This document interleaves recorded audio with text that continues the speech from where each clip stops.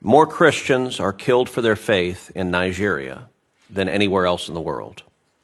Since 2009, Islamic jihadists have murdered more than 50,000 Christians in Nigeria, and more than 20,000 churches, schools, and religious institutions have been destroyed, most burned to the ground.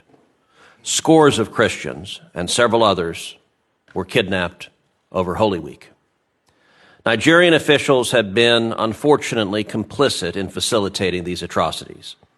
At the state level, a dozen Nigerian states implement Islamist blasphemy and Sharia laws.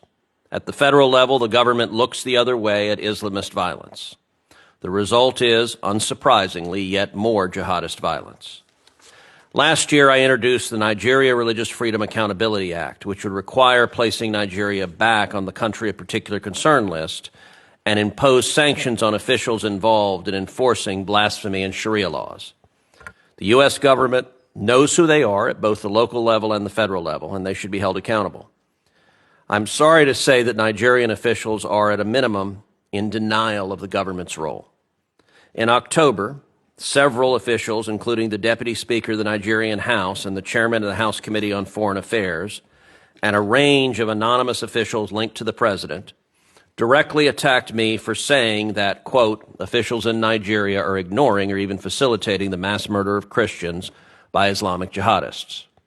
Last year, I met with a delegation of top Nigerian defense and security officials. They said they were committed to ending the violence. I told them I would judge their commitment by the results. Those results have yet to materialize. President Trump has established that the United States will use all tools of statecraft to counter the violence.